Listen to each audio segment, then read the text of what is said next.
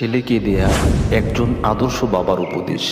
জুতা সেলাই বা রং করতে চাইলে মেরামতকারীর দোকানের সামনে পা বাড়িয়ে দিও না, বরং জুতাটা খুলে নিজে একবার মুছে দিও।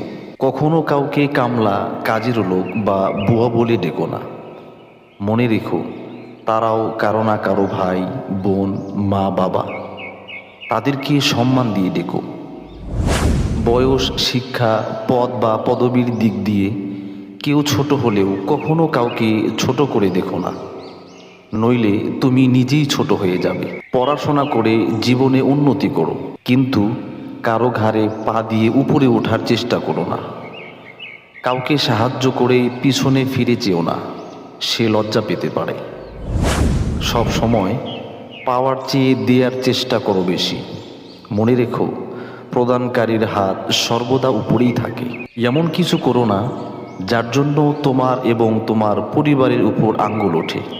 ছেলে হয়ে জন্ম নিয়েছ, তাই দায়িত্ব এড়িয়ে যেও না। তোমার কি আছে তোমার গায়ে লেখা নেই, কিন্তু তোমার ব্যবহারে দেখা যাবে তোমার পরিবার কোথায় আছে।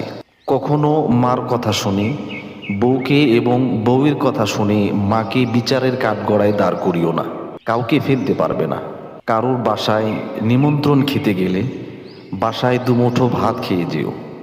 অন্যের পাতিলের ভাতের আশায় থেকো না। কারোর বাসায় খাবার নিয়ে সমালোচনা করো না।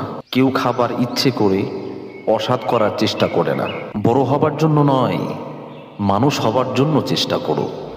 শ্বশুর কিংবা শাশুড়িকে এতটা সম্মান দিও যতটুকু সম্মান তোমার বাবা মাকে দাও, এবং তাদের প্রতি এমন আচরণ করো যাতে করে তাদের মেয়েকে তোমার বাড়ি পাঠানোর জন্য তোলা থাকে। সব সময় ভদ্র ও নম্রভাবে চলো, কিন্তু অন্যায়ের সাথে আপোষ করো না।